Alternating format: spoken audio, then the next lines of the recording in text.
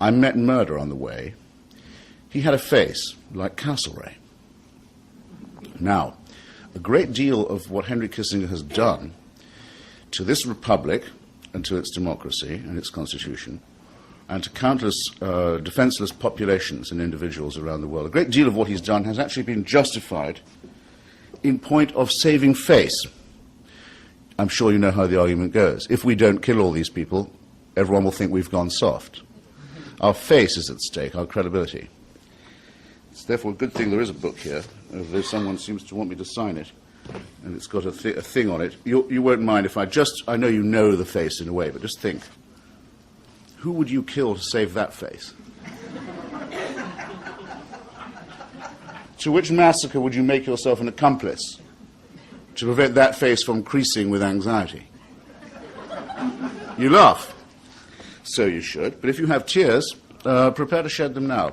Because that was done on a gigantic scale, and in your name and with your money, though you can a shred of dignity can be saved. It wasn't done with your permission. At least they cared enough about you to lie to you about these things. But when they leaked out, it was usually a face-saving operation. In fact, it was the saving of face that Henry Kissinger himself gave as the justification when he was asked by President de Gaulle why he continued to bomb formerly French Indochina. He said, it's a matter of our face.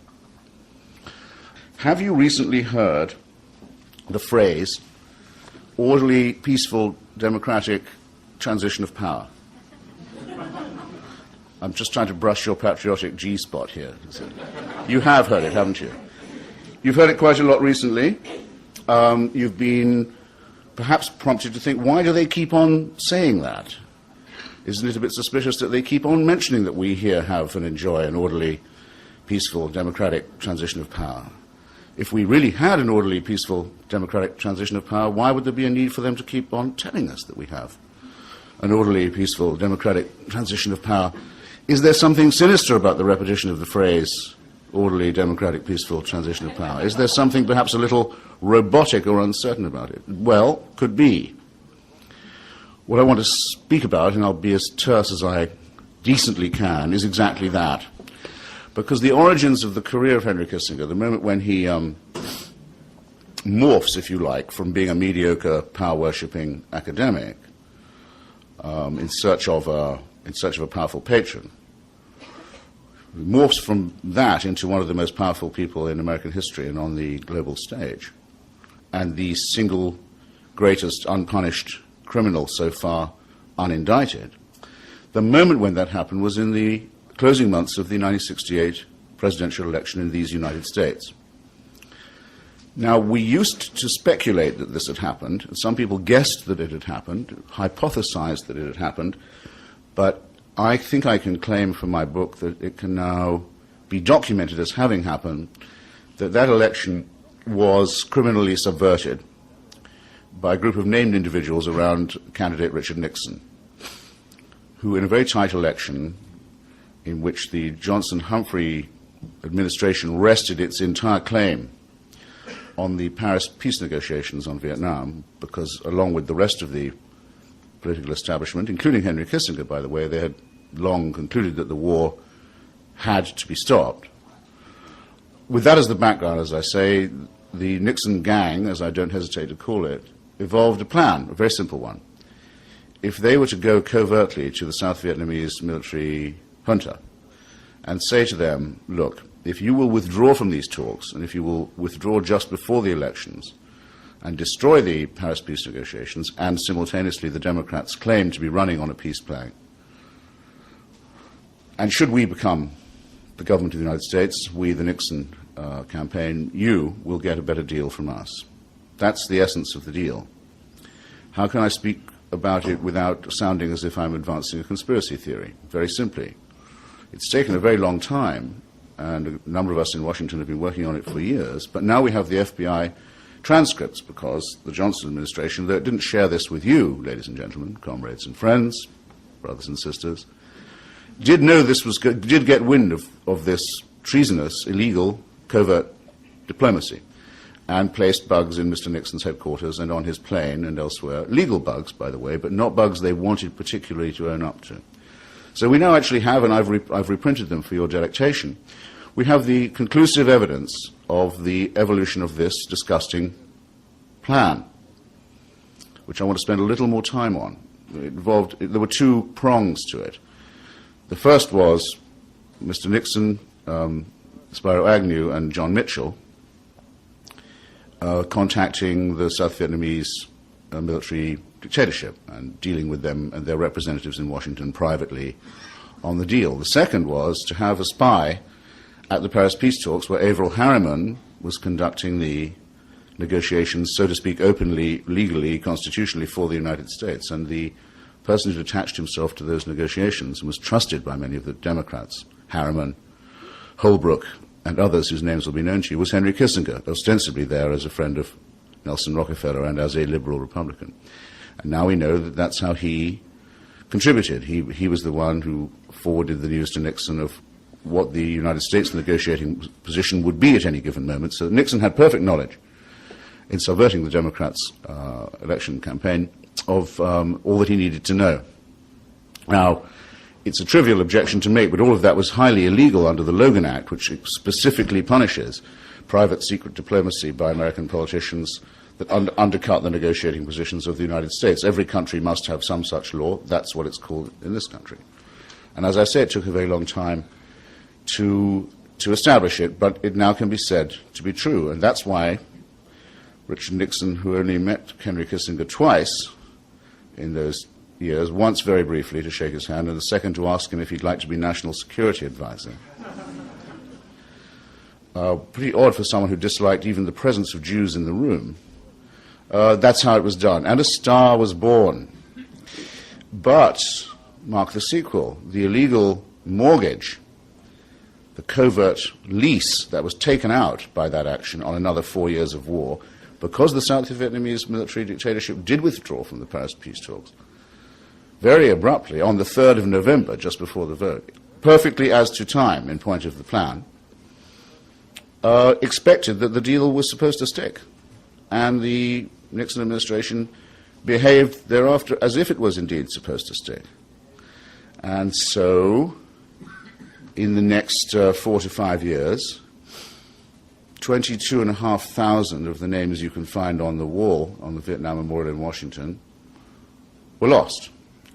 And we don't know, and I sometimes think don't really want to know, how many walls we'd have to build to record the names of the Vietnamese civilians who were lost in the same period, whose lives were thrown away, murdered actually, nor to record the fact that the war was extended into 2 neutral countries, non-combatant countries, Cambodia and Laos, by carpet bombing concealed from Congress, and directed at civilian populations en masse. No one's ever going to know how many people are buried under that, but we know who ordered and supervised and intimately conducted it at any rate. And all this was done, and all those lives were needlessly, criminally thrown away in order that the war could finally end with some face for Nixon and some face. Do you want another? Can you take another? No, you don't. You don't. You've gotten the point now. Face, say, on exactly the same terms as had been on offer in Paris in 1968 from the Johnson-Humphrey administration. Now pause and consider that. Taken together, in other words, the subversion and destruction and derailing of the United States presidential election, and the extension of an already criminal war of aggression and atrocity into Indochina and into 2 new countries for 4, maybe nearly 5 years. Taken together, because they are the same action, I think there's no rival yet to my modest claim made in my book that that's the most single wicked act in American history. And you might pause to note another thing. Of the 4 conspirators, Mr. Nixon, who was nearly impeached, people forget this, but the first article of impeachment against him when the articles were being prepared was for conducting a secret war in Cambodia. Had to cop a plea, as is well remembered, and resign in disgrace. Vice President Agnew, as he became the first vice president to have to leave under similar circumstances, and was indicted for other reasons as well. The third of the 4 conspirators, John Mitchell, became the first United States Attorney General to go to the joint, to the slammer, to jail, at last. Got one. Just once. Just every now and then it does happen. And I have his prison number in my book if you want to look it up.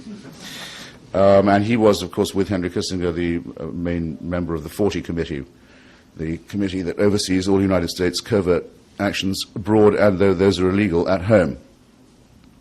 Only one of them remains unpunished.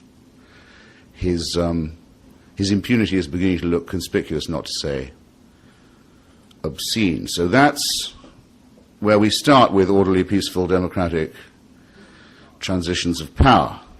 But it's not by any means where we end.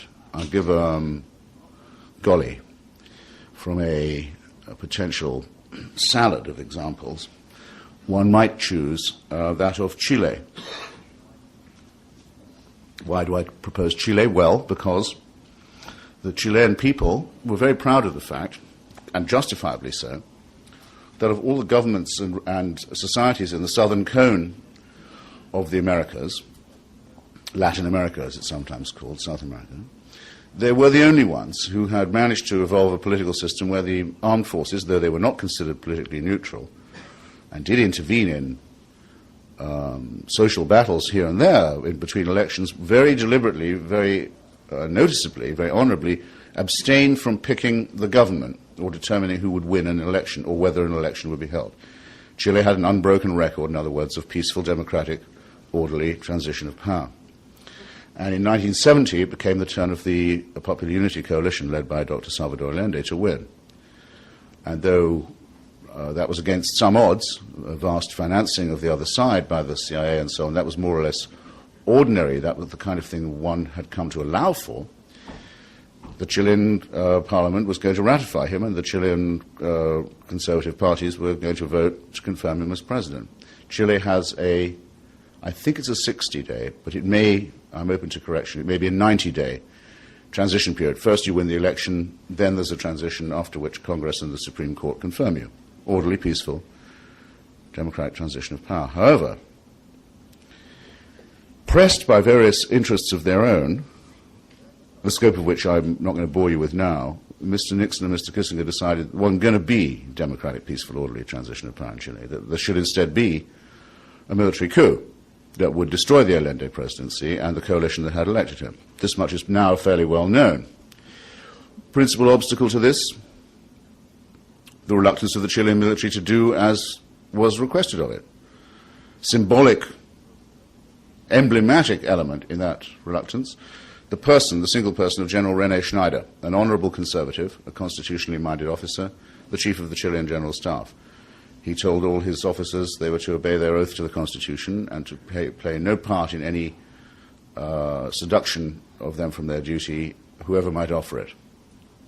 Quite a guy. At a meeting on a certain day in Washington, D.C., of which I have the minutes, Henry Kissinger decided General Schneider had to be murdered because he was that obstacle. Because if he remained chief of the Chilean armed forces, there would be a peaceful, democratic, orderly transition of power in Chile. And we have now what lawyers call, and I can present it, I do have document by document, minute by minute, cable by cable, what lawyers call a lay-down case. Henry Kissinger suborned, formed the plan for, supplied the money for, and the armament for, and the cover-up for, and the payoff for a murder in a country that was a democracy with which the United States was not at war and had always enjoyed excellent trade and diplomatic relations. To read what I present, I perhaps shouldn't advertise it too melodramatically myself. You might want to be the judges of it, but I'll just say what it was like to read it for me when I went through it. It's like reading the John Gotti tapes. Not just the tones of voice and the thuggishness, the vulgarity, the greed, and the certainty that everyone can be bought. Not just that, but the way in which a wet job, a hit, is actually planned and executed. For example, you might ask yourself, I was challenged on this by some right-wing cretin the other day in a television series. He said the Chilean fascists, he didn't deny, there was a Chilean fascist organization with a proven record of violence that had actually tried to overthrow the Christian Democratic government in Chile from the right a few years before. So there were identifiable men of fanatical, violent tendencies, proven records of violence, who had been found by Kissinger for the operation and given the guns. This man wanted to know, well, they had guns already. Why did the U.S. Embassy want to give them guns? I said, it wasn't the embassy. They were sent from Washington, all the way in the diplomatic bag, with special serial numbers to be given to these people.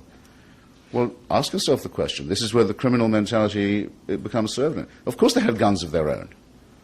They were nothing but gun nuts and, as I say, political fascists. What they wanted was the proof that the United States government was really on their side. That's what they had to be given. That's why the guns had to be sent through the diplomatic bag, to impress them so they could impress others. You might not believe this, but our plan has Washington's support, and so it did. And it took 3 tries to kill General Schneider. And every time there was a failure, there were urgent cables from Washington. What are you doing? Why have you failed? I have them all. Try again. Try harder.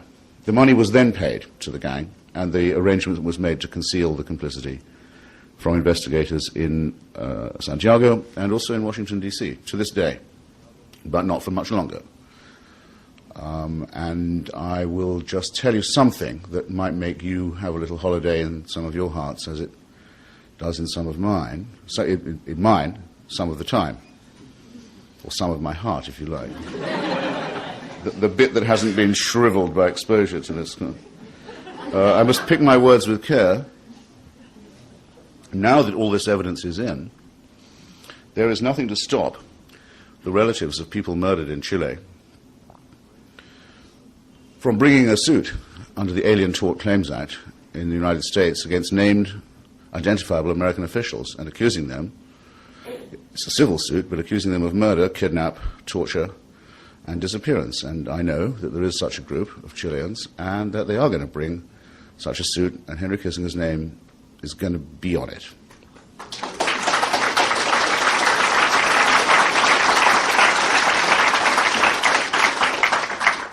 And you applaud, and so you should, and it shows your generosity and your decency, your solidarity. But why are you applauding?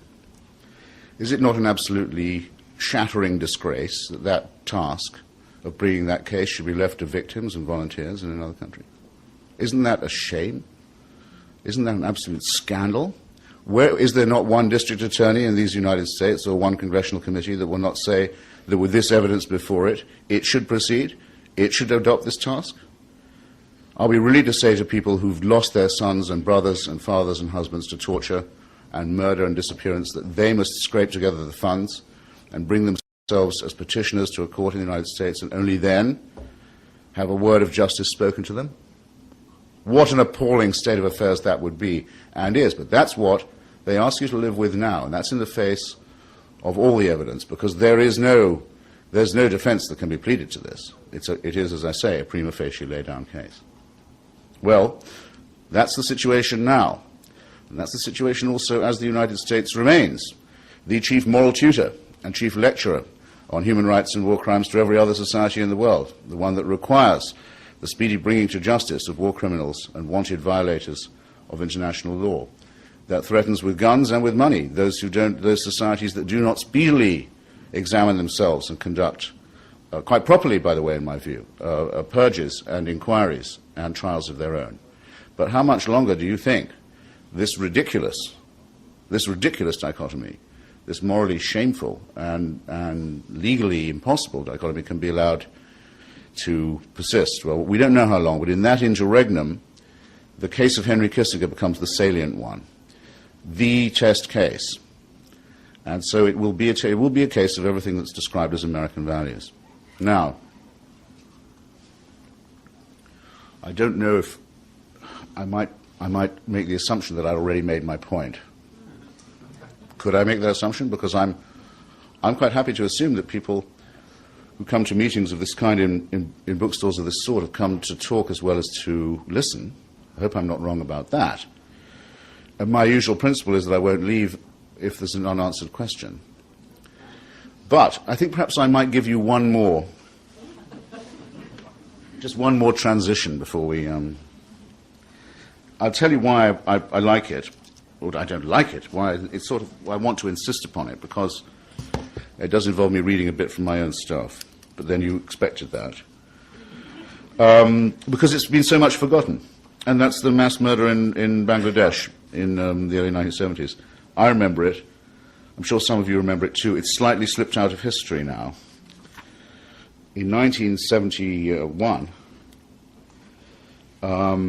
when Kissinger had been National Security Advisor only for 2 years, a crisis arose in Pakistan, a major US military ally in Asia, which then consisted of two chunks of territory. One, what we call Pakistan, still with its capital Islamabad, but its main city, Karachi, and the other, what's now called Bangladesh, but was then called East Pakistan, West Bengal. It had been obvious ever since the partition of India that the Bengali wing of, as Salman Rushdie describes it, as a country with two wings, an east wing and a west wing. The people in the east wing wanted to get out. They would want to vote themselves into an independent state. And having not had any elections for a long time, General Yahya Khan was pressed by all kinds of people to have one, hold one. And there was even talk of a peaceful, democratic, orderly transition of power in Pakistan, which hadn't been any talk of that for a very long time.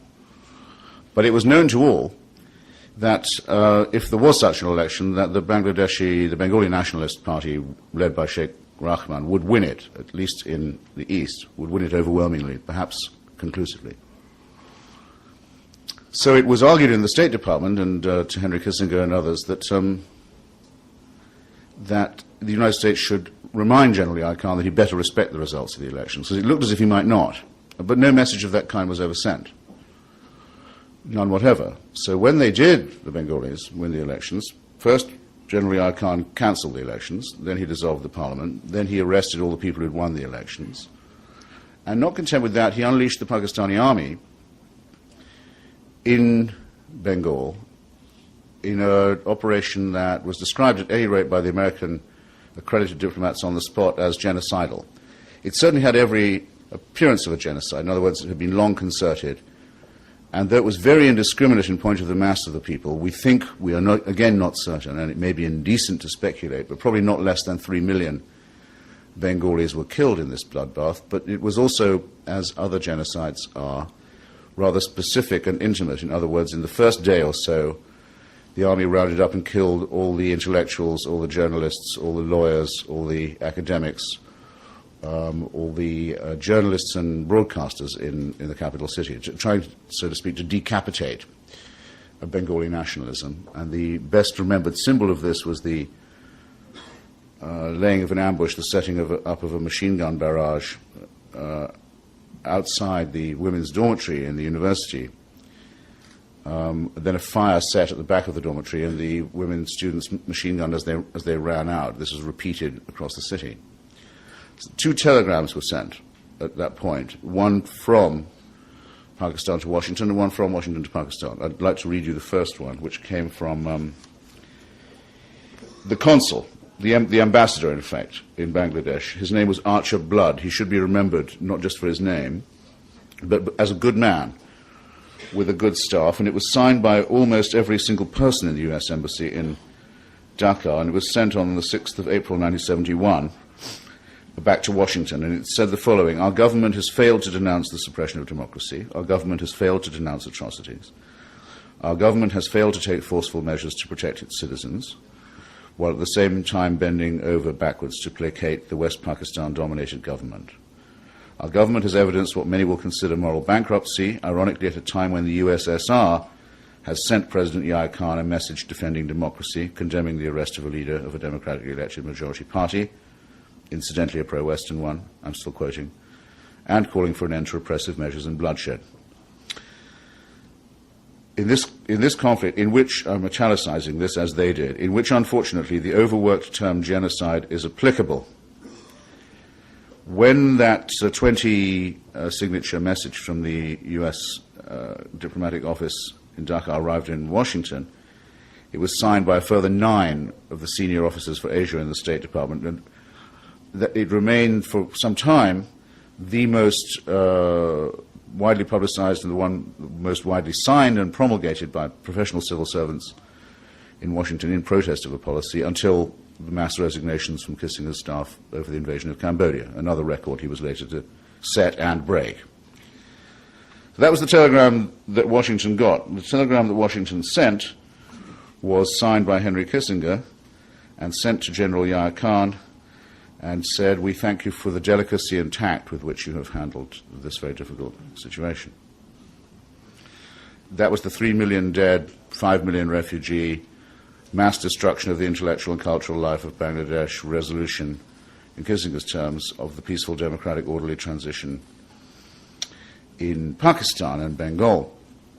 And I could go on. The East Timorese people are only this year beginning to recover enough feeling in their limbs to have the election that was promised them under international law in 1975, when they should have become independent as a Portuguese colony, but were instead handed over by Henry Kissinger to the genocidal rapacity of an Indonesian government that has since thought better of it and has renounced even its own claim to East Timor. That episode that you just heard about from Bangladesh is known to the New York Times editorial board as the opening to China, Henry Kissinger's proudest monument.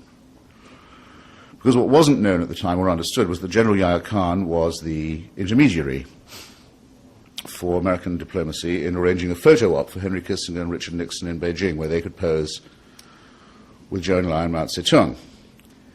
It's never been explained to me, or I think to you, ladies and gentlemen, why it is that US diplomacy had to be conducted as a covert action. After all, many of us had for a long time been saying it was rather absurd for the United States to pretend that the People's Republic of China did not exist.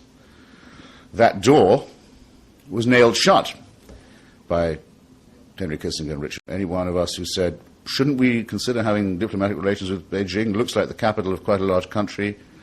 They appear to have had a rather large revolution. There seems to be a lot of people living there we're in no contact with. No, what are you, some kind of a communist or a faggot? What is this? No, we'll do the door opening, thanks very much. To rescue what? To rescue our faces from the shame we've inflicted on the country in Vietnam. To try and drive a wedge between China and Russia, to try and be clever that way, and to try and get a photo op and get on the nightly news. But we can only do it through the intercession of a dictator. We couldn't ask Congress to help. We couldn't ask the diplomatic service to help. We couldn't tell the State Department about it. It's a hasty thing. It's a racketeering covert operation. It's the opening to China. You notice the opening to China still hasn't taken place? There is no transparency in US-China relations. Nothing of the sort. Have you ever been asked, hey, about that opening to China, I'd say worth the lives of 3 million Bengalis, wouldn't you? On any day. No, of course you've never been asked that. That's what it did take. That's what they thought it was worth. That's what they think of you, that you might swallow such a thing. But think of the sycophancy of the press in the way that it always talks about this. My profession has made this man, this assassin, this common murderer, this accomplice in mass murder and genocide, this accomplice in the breaking of American law, in the violation of the American Constitution, in the subversion of an American election, in the killing of many, many people much better than himself, to please a boss, Richard Nixon, the thought of whom in power now makes everybody gag, would make a maggot gag when you think about it. There's my prose going again. This man is the independent, detached, neutral commentator on events on ABC News Nightline. He's the syndicated columnist for the Los Angeles Times and the Washington Post. He's the honored guest at Tina Brown and Harry Evans and Mortimer Zuckerman's dinner parties and cocktails in New York. So it's a huge indictment of a craft, a trade. I won't call journalism a profession quite yet, but of a calling of which I haven't completely despaired. A very big indictment of that and of the role it plays in our culture. And I have much more to say about that if asked. And it's also tremendous. If I say this for myself, what the implication of what I say, at any rate, is an enormous reproach to that fantastically overfed and complacent group, the American human rights community, which is now almost a state within the state. In Washington, I think I could probably go every night of the week if I cared to and eat for free at a dinner where one human rights group gives an award to another for its own bravery and courage. In New York, you could do it at lunchtime too, most days. Human rights prizes for journalists, human rights prizes for retired diplomats, human rights prizes for other human rights groups, human rights round robins, full-page advertisements in the New York Times, all of them tending to the view that the United States really must do more about the situation in Sri Lanka, or which, by the way, it ought to, or practically anywhere else you can name except the West Bank of the Jordan River, and I'm in enough trouble for now. I'm not going to get into that right away. But there in the middle of Manhattan, where they meet for these dinners and give themselves the prizes and the awards, is the man that I hope I've persuaded you they might be taking, or should by now have taken, another look at. And it will be to really, really terribly to our shame if the task of bringing him to justice and doing justice for the victims is left to the victims themselves. We must swear we can and will do better than that. Thank you. Thanks very much.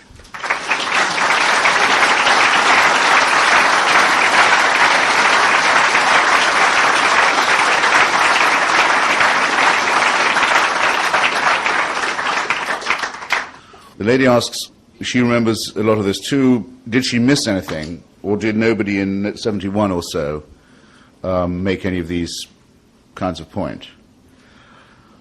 The answer is, I don't want to seem as if it all depends on me, because it does not. As I say in my book, I'm standing on the shoulders of a lot of people who tried to investigate it.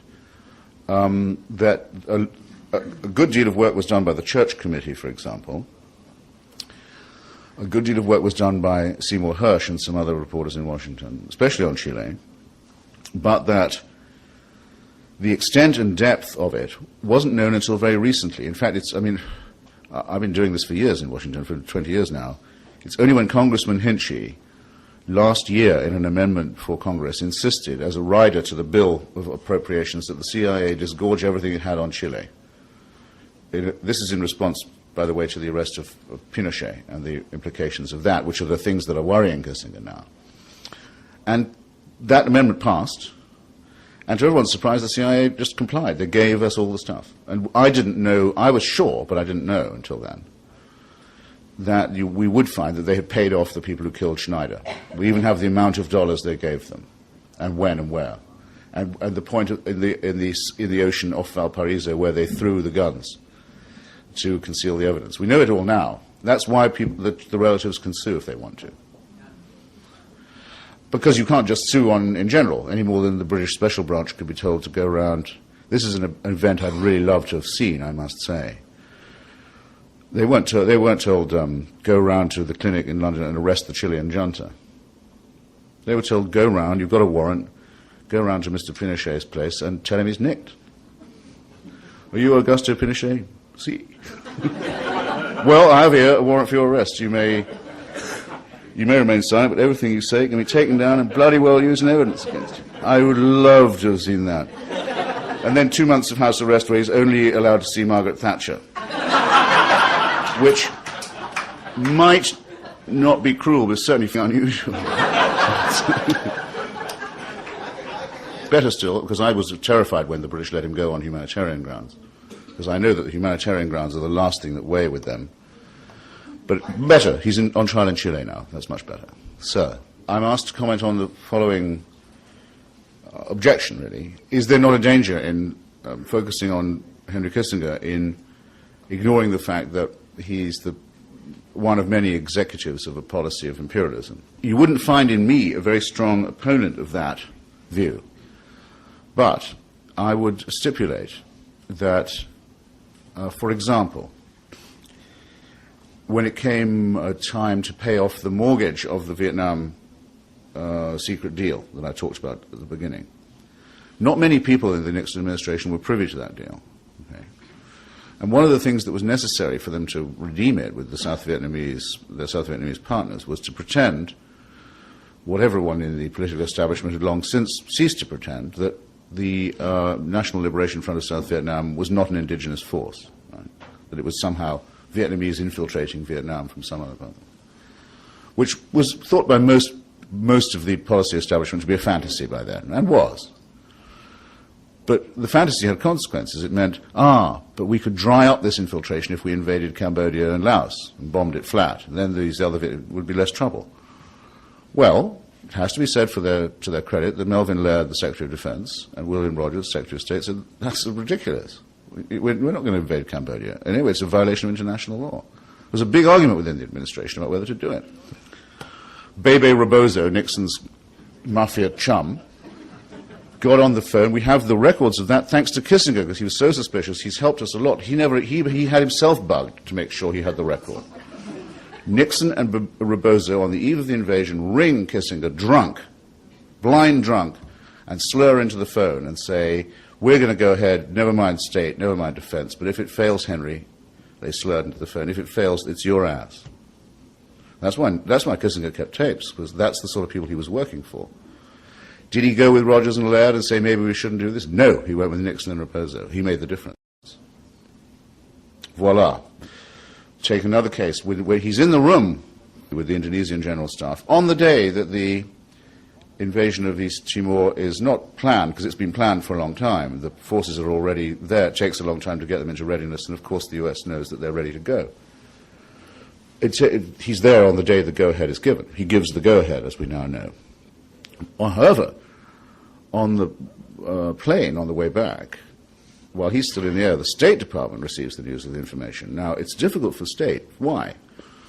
East Timor is under a UN mandate, a responsibility of Portugal, a NATO ally, which is decolonizing. Its job is to give the East Timorese an election and an independence constitution and get out and go home. That's the situation then. For Indonesia to cross the border is a violation of international law, gross violation of international law, and an attack on a NATO member. There's nothing for the State Department. Second, it's a gross violation of American law. The Foreign Assistance Act says you can't use American weapons for operations like that. They're supplied to you only for external defense. Therefore, the State Department issues a statement saying the Indonesians have broken international law and American law. They're probably going to have their funding cut off for this by Congress. Kissinger arrives in Washington in a towering rage. How dare you guys undercut me like that? I now have, and it's in the book, I have the whole transcript of the incredibly tough meeting he had when he got back, shouting at them for betraying him, knifing him in the back. Not without interest, by any means. In which, by the way, he makes a very interesting accidental admission, I think. Namely, they say, well, look, Mr. Secretary, what they've done is illegal. They have broken the law, and so have we if we support them. And Kissinger says, I know about the law, I know we've broken it, and you've all known for a long time I've wanted the Indonesians to do this. That's an admission well worth having, because he's lied about it so often in public. Second, he says, listen, I don't get a commission on these arms sales. I don't get a rake-off. Now, it's assumed usually at State Department meetings that the Secretary of State has to make no such disclaimer. It's what you might call a matter of etiquette, you know. Probably wrongly, it is assumed the Secretary of State doesn't have a direct interest in arms sales, especially in ones which he's already admitted are illegal, and he's going to have to circumvent Congress to keep going, which he did, because he did make sure throughout that the Indonesians never ran out of the weapons with which to conduct the massacre. And I add that Adam Malik, the Indonesian foreign minister, admitted after 2 months of the operation, that in the first 2 months he thought his own forces had killed 200,000 East Timorese civilians, and he was not underestimating it. So there's no excuse here of not knowing, nor of not having foreknowledge, which, by the way, instantly triggers the Genocide Convention, since we're talking about law. That's an obligation on all states. So it's very grave. But just concentrate on the rake-off and the commission. Did he, in fact, get offered a rake-off and a commission in that meeting? I now think it's not at all unlikely, because as soon as he ceased to be Secretary of State, he went into business with the Indonesians, and they gave him half of a gold mine, Freeport-McMoran gold mine, half share in one, in another disputed island that they don't really legally control, West Irian, Jaya. And he's been the consultant and middleman for an enormous number of crony capitalist corporations in Jakarta. He's recently hired to Kissinger Associates Mac McClarty, Bill Clinton's former chief of staff. And I would imagine that that's not just bipartisanship, though it is that, and a perfect idea of what the Clinton world is like, but because most of Mr. Clinton's campaign was floated on the money from the Lippo Group and Mr. Riyadi, and I imagine that in fact I know that Mr. McClarty was the middleman for all that. So, this is the banana republic you live in now, by the way, in case you're in any doubt. That's how it's done. That's the insult they inflict on you. That's a very sneaky question. I was asked who I thought might represent Mr. Kissinger in a civil or other action. Well, it would depend which form it took. I mean, if it was a civil suit, he has a partner, also named William Rogers, oddly enough, who was one of his assistant secretaries of state for South America, in fact, who is a partner in Arnold & Porter, which is one of the bigger and nastier Washington law firms.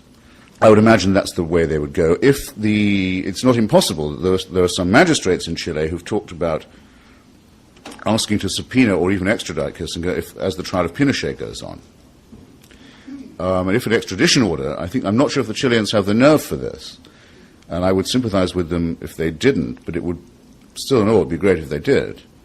That would put the US government in a very awkward position indeed, because the US government generally says it won't have its former officials extradited. All the findings are now in on the blowback from Chile. In other words, the bomb that went off in Washington, D.C., at Sheridan Circle in October '76, a few hundred yards from where I live, that killed the great Orlando Letelier, former Chilean foreign minister, leading Chilean dissident, and his American friend, and then at that moment, driver, Ronnie Moffett. Now, it is still unlawful to set off car bombs in Washington, D.C. during rush hour traffic. There isn't any immunity to that. And you may have heard quite a lot of noise made about international and state-supported terrorism by the government in your time. Well, now, it took again a very, very long time. But now there's another lay-down case that goes the other way. The author of that bomb was Augusto Pinochet, and the criminal division of the Justice Department now knows enough to know that that's true. So if the criminal division of the Justice Department does not issue a writ, an indictment for Pinochet, it will be flagrantly, obviously delinquent in its job. It won't just be a matter of a double standard. It's something for which the Attorney General could and should be impeached, in my view, if it's not done. The question will then arise, how did it take so long to find all this out? Well, because there was a great deal of obstruction of justice is why, and concealment of evidence, and these also are still crimes. And there are people in Washington who committed them. And you can have as many guesses as you like as to who one of them was. So if that was to be the case, then I don't know who would want to volunteer to defend Henry Kissinger. I should think Alan Dershowitz would probably still be available.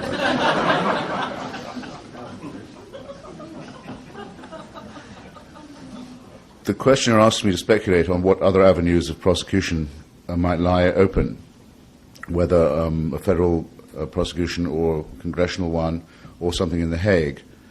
To answer that in reverse order, the International Court of Justice at The Hague, which the United States is just a signatory to, though it has great reluctance for reasons that I think will be obvious to people to adhere fully, is quite properly not retrospective, or I think I mean retroactive. In other words, the Hague Court can't sit on any matter that occurred before it was set up. So we can't get Kissinger there. But it does condition the international atmosphere, because what happened when the British House of Lords confirmed the verdict against Pinochet was this: they struck down the defense of sovereign immunity.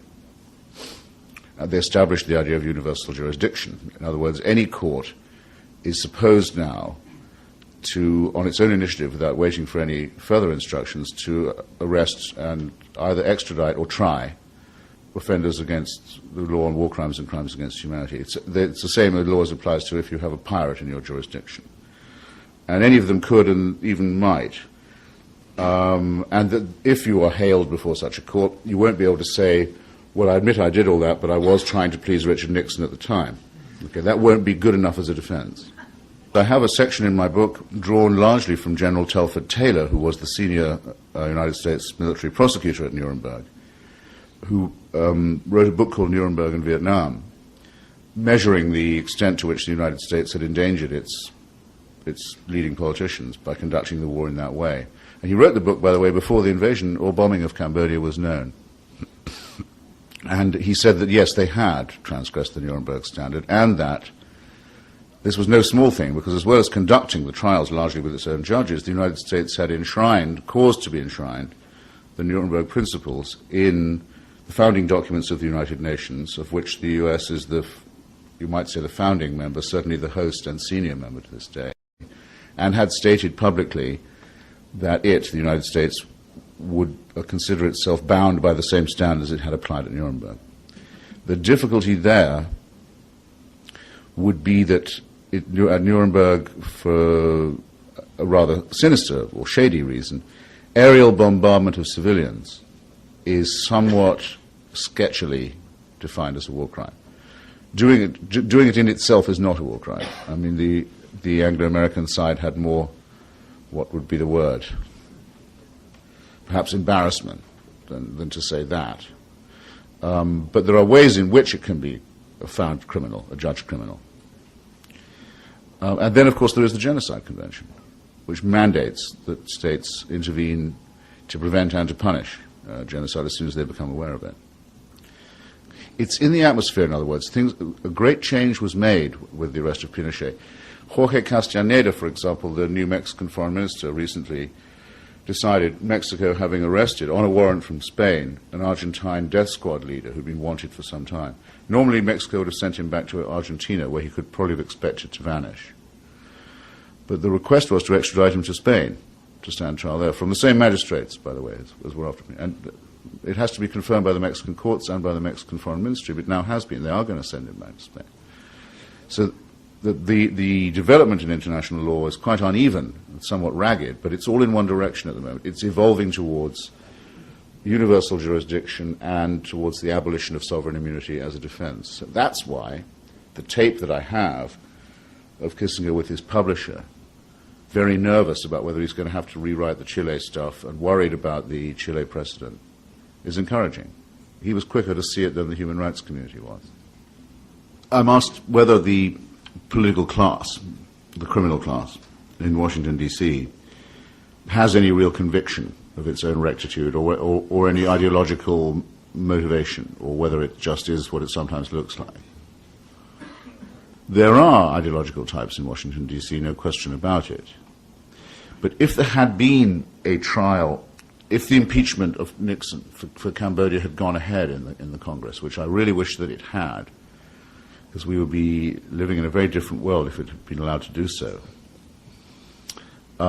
Nixon would not have stood alone in the dock on that. Kissinger would have had to stand there with him. And if the whole gang was arraigned and you had a sort of Nuremberg lineup, I would say that Henry Kissinger would not be the Goebbels of the thing, or the Himmler, or the Heydrich, but the Albert Speer. In other words, someone who would have done this for any regime. The reason I think so is particularly because he was quite conspicuous in the policy establishment by the summer of '68 in thinking the Vietnam War was probably, at the very best, a bad mistake and should be wound up as quickly as possible. And his findings on this, written for Foreign Policy magazine, actually appeared rather irritatingly, because they'd gone to press long before. They appeared just as he became National Security Advisor for Nixon. And though I sometimes have debates when I can get them to come out to play, which is not often, with his defenders, they tend to take the line, well, it was a tough time, the world is a dangerous place, I know that, thanks. If nothing done against communism is immoral, and you see the case could be made with Stalinism, and that's so, then quite a lot of things are potentially entailed in it. I mean, for one, the United States fought on the wrong side in the Second World War, a view that is held by some Republicans, but covertly. And the other would be that you would need someone who had a strong anti-Stalinist fervor to conduct the policy. Well, Henry Kissinger, as I've just pointed out to you, thought 3 million Bengalis was a small price to pay for a picture of him making nice with Mao Zedong. He was Leonid Brezhnev's best friend. He was the man who told Gerald Ford, his second president, don't have Alexander Solzhenitsyn for a tea at the Oval Office. Don't have him to the White House. It would upset our Russian friends. And he was the man who most recently, and for quite a large sum of money, defended the right of the Chinese Stalinists to massacre peacefully assembled students in the main square of their own city. So I'll tell you what, I won't take it from him that he's really an anti-Stalinist. I won't take anything from him, as you may have suspected, but I won't have it from him that he's an unsleeping foe of the communist tyranny. It's not true. It's another part of the gigantic lie, or series of gigantic lies, that make up the total lie of his reputation and his standing in this country. The Reagan administration, oddly enough, wasn't very keen on Henry Kissinger. Didn't make much use of him. This administration has some of his clients or types in its ranks. Paul Wolfowitz, I suppose, most notably, and others of his vintage, like Cheney and Rumsfeld. I did not think that George Bush had been involved personally. I think it was a plan evolved by William Casey. I don't know, I can't say with certainty that the plan was fully carried out, but it was designed and it was tried, and it may well have been carried out. Hasn't been proved. For that reason, there won't be a prosecution. I always thought one day somebody's memoirs will come out, because it always happens. Someone does publish some memoirs and you find out that it's worse than you ever suspected. I know of no exception to this rule so far. But as you say, I would prefer. I'm very glad that John Ashcroft is the Attorney General now, because his criminal division has to make up its mind: are we going to indict Pinochet or not? Now, if Janet Reno had done it, which she most certainly didn't, and should have done before she left office, she did not. There would have been many people to say, well, it's partisan, and anyway she's doing it, on the way out of office and so forth. Now it's squarely where we can see it.